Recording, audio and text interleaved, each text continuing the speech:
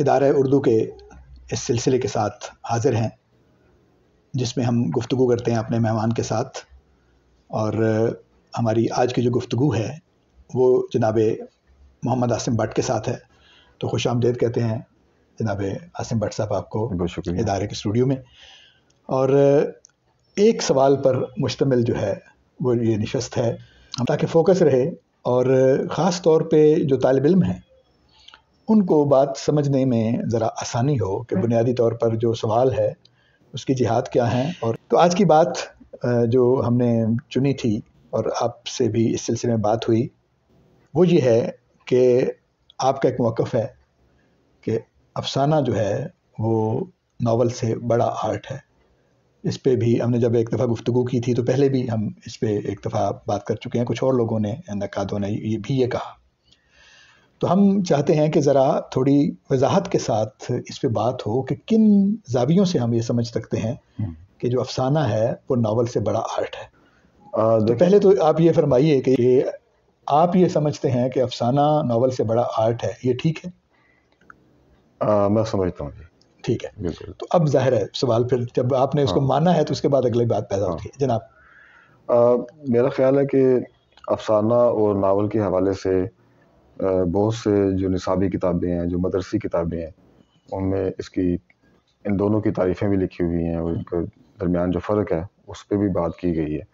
آپ خود بہت منجے ہوئے استاد بھی ہیں تو آپ بھی جانتے ہیں کہ ان کی کیا تعریفیں، اس میں کیا ان کی جو فرق ہے وہ کس کس حوالے سے ہے. اس کی اسلوب کے حوالے سے، تکنیک کے حوالے سے، پھر جو اس میں جو قلم استعمال ہوتا ہے، قلم کا قاتی جو ہوتا ہے وہ مختلف ہوتا ہے دونوں کا. کیسی اچھی بات کی آپ نے. تو اور بھی کئی حوالے ہیں، لیکن میرا ذاتی خیال ہے کہ میں اس پہ سوچ رہا تھا آپ کی اس بات پر کہ سب سے بڑا جو فرق ہے وہ اس کی ضخامت کا ہے.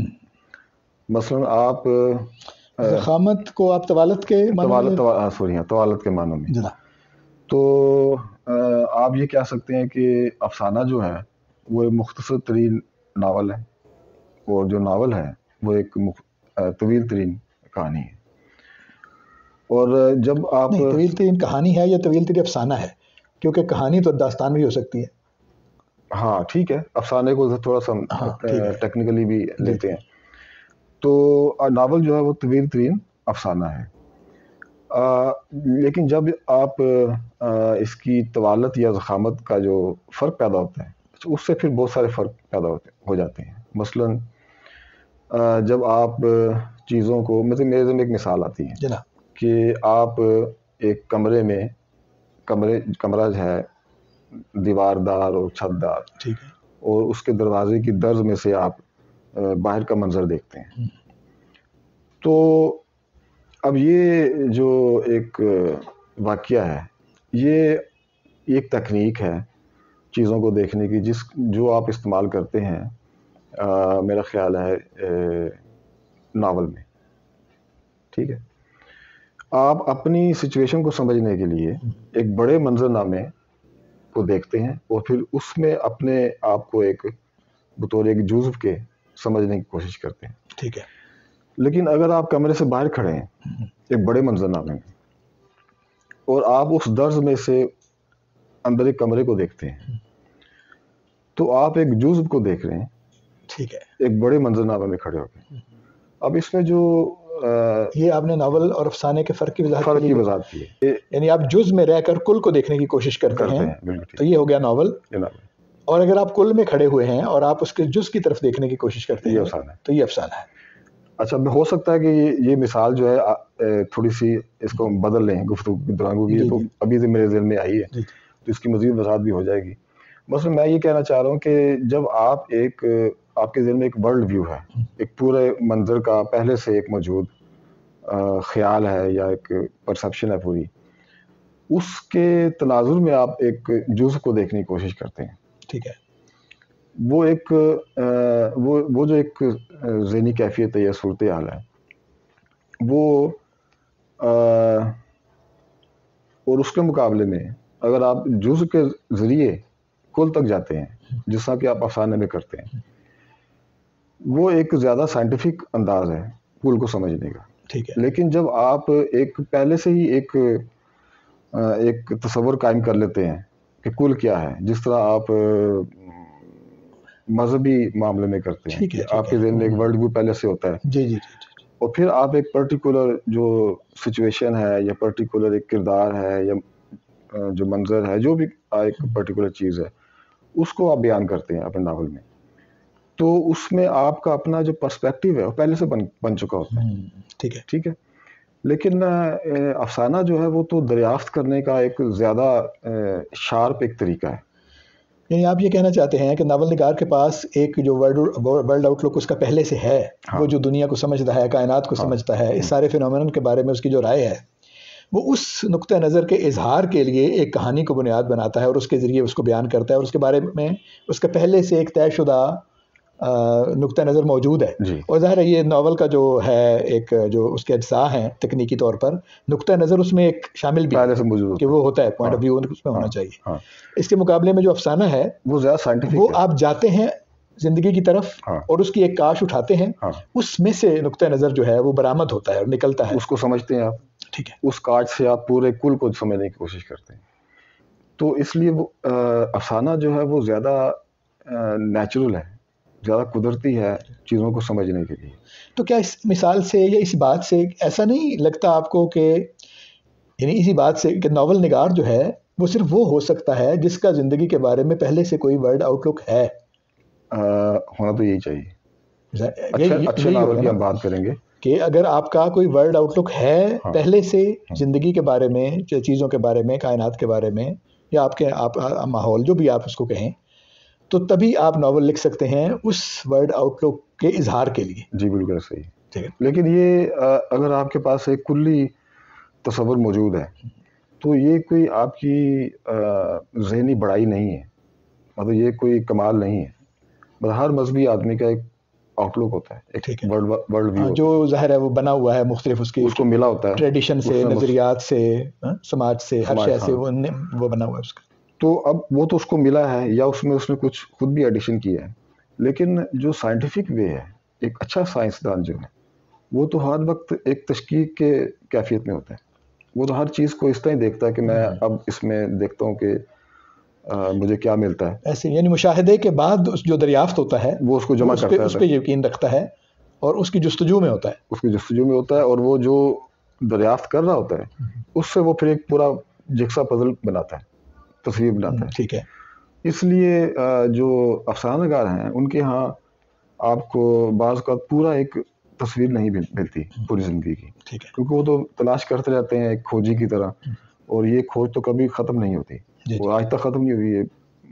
بے انتہا لوگوں نے اس پہ سفر کیا اس حوالے سے. تو ایک تو یہ بات ہے کہ یہ زیادہ جو نیچرل وے ہے حقیقت کو سمجھنے کا، انسان کو سمجھنے کا، کائنات کی پوری جو گرینڈ اسکیم ہے سمجھنے کا، وہ کہانی کے راستے سے ہی ممکن ہے. ٹھیک ہے. ناول اس کے بعد پیدا ہوا. ناول کی جو پیدائش تھی وہ تو پھر ہم نے فنی طور پہ جب ہم زیادہ مشاق ہو گئے، چالاک ہو گئے، تو پھر ہم نے ایک بڑا فارمیٹ داستان کی صورت میں یا ناول کی صورت میں بنایا، اور وہ مقبول بھی ہو رہا ہے. اس پہ بھی ہم کسی وقت جی وہ ہم پہلے بھی ہم اس سے بات کر چکے ہیں، پھر کریں گے انشاءاللہ. تو میرا خیال ہے کہ جوسف کو سمجھنا کسی بھی طرح کے پرسپیکٹیو کو رکھے بغیر، بالکل ایک کھوجی کی نظر سے یا ایک سائنسدان کی نظر سے، وہ زیادہ مستحسن کام بھی ہے اور زیادہ فروٹفل بھی ہے. یعنی اس کا جو ثمر آئے گا وہ زیادہ لوگوں کے لیے زیادہ وسیع اس کا جو ایک ہوگا معنیاتی جو ایک حلقہ ہوگا، دائرہ وہ بہت وسیع ہوگا. تو ایک تو یہ بات ہو گئی. یہ تو ہم نے بات کی فکری جو اس کا تناظر میں. جی میں وہی کرنے لگا تھا بات کہ اس کے کچھ تکنیکی حوالے سے، اس کا کمپیکٹ جو ایک ہے. اب دیکھیں نا، ایک تصویر ہے جو مائیکل اینجلو نے بنائی، وہ ہے لاسٹ سپر آف کرائسٹ.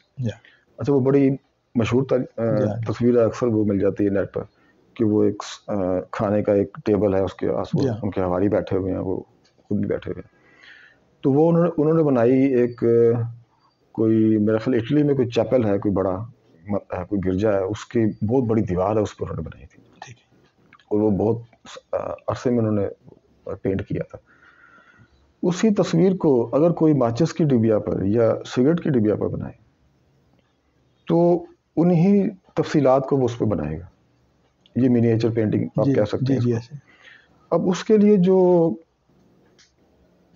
ایک تو ٹھیک ہے برش کا فرق ہوتا ہے، وہ تو ٹھیک ہے، وہ تو سمجھ آتی ہے، لیکن اصل جو مہارت ہے، جو چابک دستی ہے، فنی چابک دستی، جس کی جتنی ضرورت اس چھوٹی تصویر بنانے میں، چھوٹی تصویر بنانا کوئی بڑا کمال نہیں ہے، لیکن اس کے لیے ہم تو فن کی بات کر رہے ہیں، فنی پختگی کی بات کر رہے ہیں.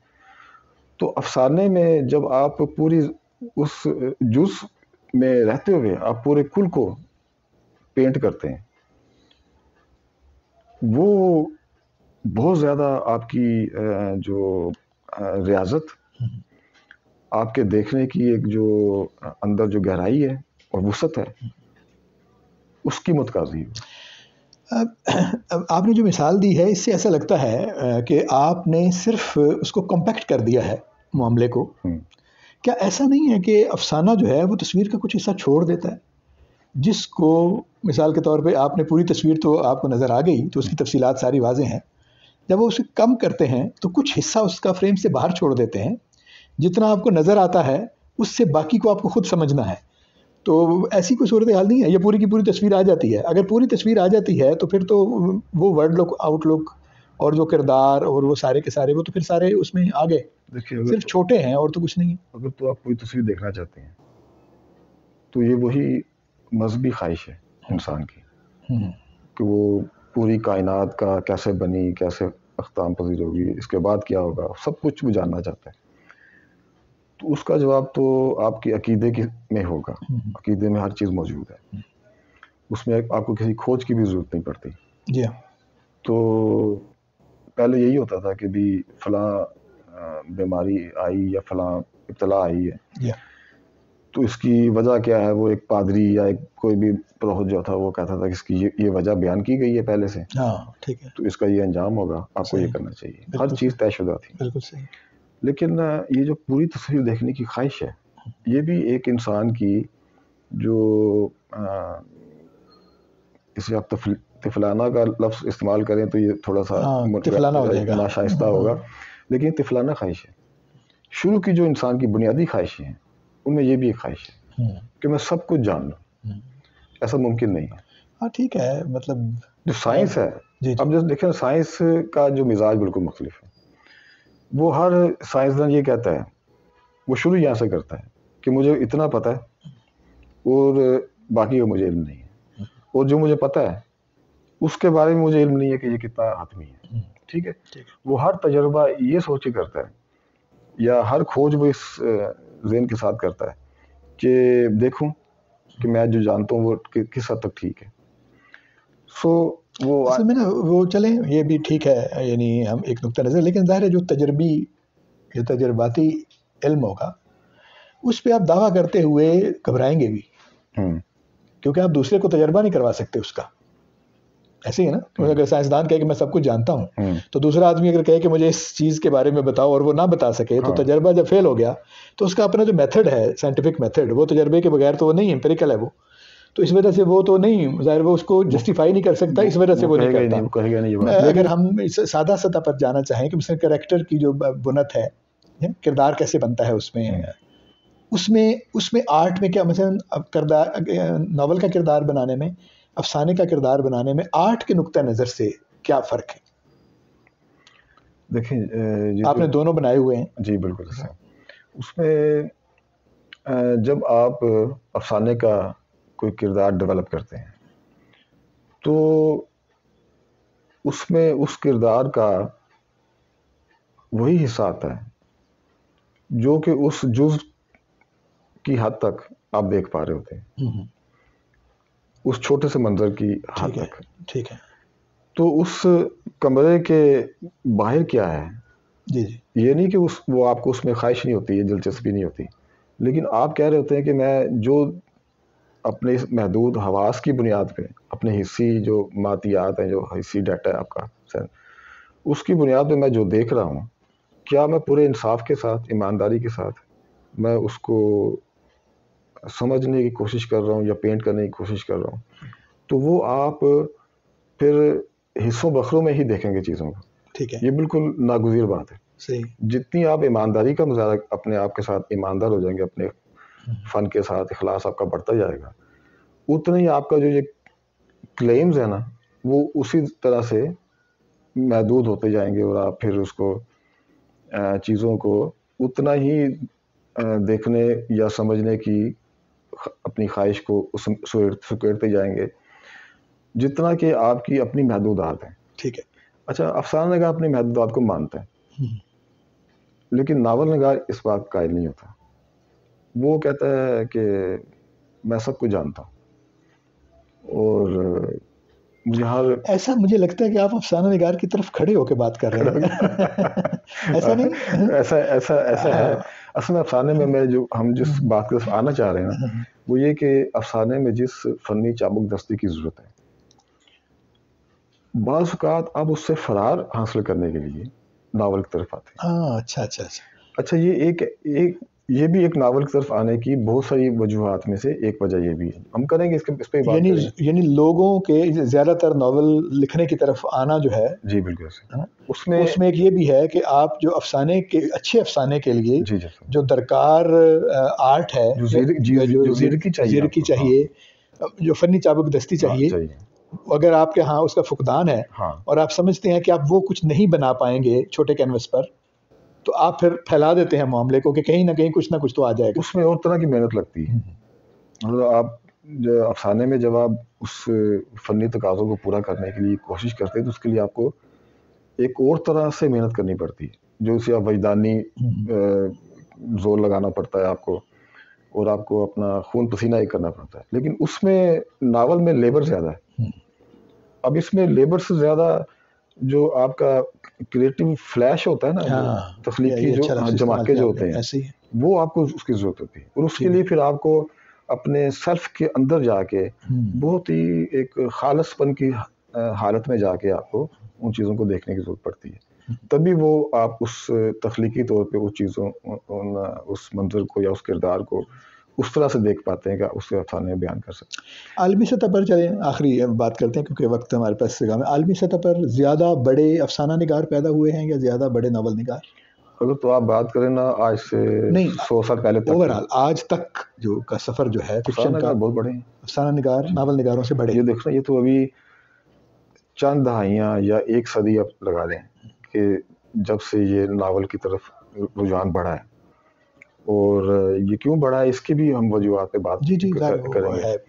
لیکن اس سے پہلے تو ہمارے پاس ایون جو داستان لکھنے والے تھے وہ بھی پوری کہانی تو نہیں لکھتے تھے، وہ تو کہانیوں کا ایک کولاج سا بناتے تھے، ایک بڑی تصویر بناتے تھے جس میں بہت ساری کہانیوں کو جوڑتے تھے. تو وہ کہانیوں سے ہی وہ تو ہمارے یہاں کہانیوں کا جو اثاثہ ہے، انسانی جو ورثہ ہے، سرمایہ جو ہے، وہ تو بہت بڑا ہے. ناول تو ابھی آج کی پیداوار ہے، ابھی نئے دور کی، اور اس میں بھی ابھی بے تحاشا تجربے ہو رہے ہیں. ناول جو ہے بہت ضخامت سے اب واپس وہ سکڑ رہا ہے. ہاں، یعنی اس کا جو پھیلاؤ ہے. تو یہ بھی اب دیکھنے کی چیز ہے کہ ہم نے وہ ڈان کیحوٹے کی طرح کے ناول پڑھے، یا فسانہ آزاد کی طرح کے بڑے ناول دیکھے ہم نے اردو میں. تو اب وہ سکڑتے ہوئے بستی اور یہ چھوٹے سے جو مختصر اختصار اس میں آتا جا رہا ہے. تو یہ بھی ایک ارتقائی صورت ہے، اس کو بھی دیکھنے کی ضرورت ہے کہ آخر ہم، آپ یہ کہہ سکتے ہیں کہ جو ناول ہے وہ افسانے کی طرف مائل ہے. دیکھیں، جب آپ اخلاص کی بات کرتے ہیں نا، فنی اخلاص کی، تو اس کا تقاضا یہ ہوتا ہے کہ آپ جو بات کریں. اچھا، چلیے آخری بات اس پہ کرتے ہیں، یعنی ختم کرتے ہیں ہم اس سیشن کو، کہ اس کا مطلب تو یہ ہوا کہ پہلے ایک فرار حاصل کیا افسانے سے لکھنے والے نے، جو آپ کہہ رہے ہیں، یہ سب کی بات نہیں ہو رہی، یہ ایک اوورآل بات ہو رہی ہے کہ کچھ، یعنی اس کی مقبولیت میں یا اس طرف جانے میں ایک بات یہ بھی ہے کہ اگر افسانے سے اس کی فنی چابک دستی نہ ہونے کی وجہ سے یا کم ہونے کی وجہ سے یا ایک بڑی آزمائش میں خود کو ڈالنے کی بجائے ایک آسانی کی طرف جانے کی وجہ سے انہوں نے ناول کو کہ اس کا کینوس بڑا ہے اسے ابھی آپ کہہ رہے ہیں کہ اس میں ایک اور طرح کی محنت درکار ہے جو لیبر ہے اور بڑی چیز بنانے میں ہے. اب کیا ایسا تو نہیں ہے کہ یہ فنکار اب اس ناول کی جو وہ والی محنت تھی لیبر والی یا بڑا ہی ایک شے بنانے والی اس سے بھی بھاگ کر یعنی نہ تو اس میں افسانے والی چابک دستی رہے گی نہ وہ ناول والا گرینجر جو ہے وہ رہے گا. تو اب جو اس کا مطلب ہے بنے گی چیز تو وہ کہیں ایسا تو نہ ہوگا کہ یہ اس میں فکشن کی یہ دونوں بڑی اصناف کی اچھی کوالٹیز ہیں یہ مفقود ہو جائیں. یہ ایک اور منفی صورتحال آپ نے بیان کی. میں تو ایک تو یہ کہ ناول نگاروں سے معذرت، میں خود بھی ناول نگار، تو میرا ہرگز یہ مقصد یہ کہنے کا نہیں ہے کہ ناول نگاری جو ہے وہ کوئی کمتر ایک ہے یا افسانہ اس سے برتر ہے. ہم اس یہ بات نہیں کر رہے. ہم یہ کہہ رہے ہیں کہ افسانے کے لیے ایک زیادہ تخلیقی اخلاص کی ضرورت ہوتی ہے اور اس کے لیے جو ایک وجدانی آپ محنت کر رہے ہوتے ہیں جس میں آپ اپنی تخلیقی وجدان کو استعمال کرتے ہیں وہ آتا ہے نیچر کے ساتھ 100% جڑنے سے. ٹھیک ہے. انسان کی جو آپ کا انر ڈائلما ہے اس کی تہوں کے اندر جانے کی جو کوشش ہے آپ اس کے ذریعے سے آتا ہے. تو اب اس محنت سے یا اس کمال سے جو آپ کا کمال فن ہے اس تک آپ نہیں پہنچ پاتے تو پھر ایک ناول ایک ذریعہ بنتا ہے. لیکن ناول بہرحال ایک بڑی صنف ہے. اس میں اب میرا خیال ہے کہ یعنی اس چلیں یہ آپ اس میں دیکھنا ہے ایک چھوٹا سا نقطہ جی یہ وہی ہے جو غزل اور نظم کا ایک آپ فرق ہے.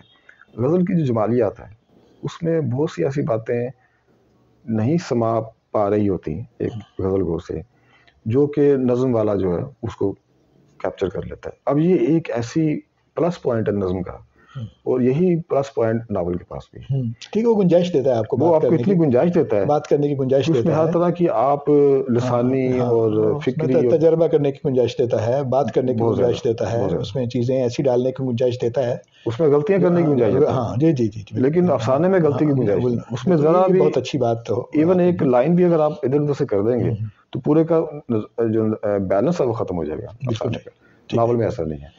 چلیں جناب، یہ بہت یعنی جتنی ہم نے باتیں کی اور جو ہم نے سوال اٹھایا تھا اس کے تو کچھ جواب ہمیں مل گئے، لیکن اس بحث کے دوران جو نئے سوال پیدا ہوئے ہیں ان کے لیے پھر ہم اگلی نشستوں پر آپ کو ناول نگار بھی سوال کریں گے مجھ سے کہ بھی آپ چاہتے کیا ہیں. دیکھیں بات یہ ہے کہ یہ جو باتیں ہیں ٹھیک ہے یہ ہم کرتے ہیں خود اپنے سمجھنے کے لیے. بالکل ایسا نہ ہمارے کہنے سے کسی نے ناول لکھنے سے بس کر دینی ہے، نہ کسی نے افسانے لکھنے لگ جانا ہے، نہ افسانہ نگاروں نے کوئی ہماری جو اس بات کو مان کے ہمیں کوئی میڈل دے دینا ہے، اور نہ ناول نگاروں نے ہمیں فکر کا ایک راستہ.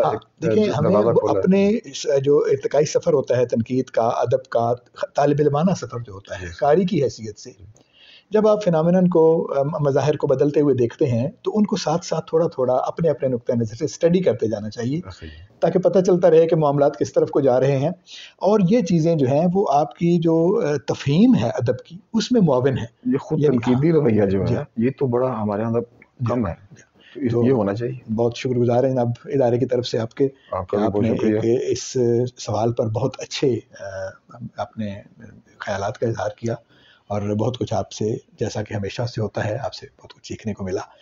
تو حاضرین کرام اور ناظرین کرام، ہم انشاءاللہ اگلی نشست میں ایک اور سوال کے ساتھ آپ کے پاس حاضر ہوں گے. بہت شکریہ.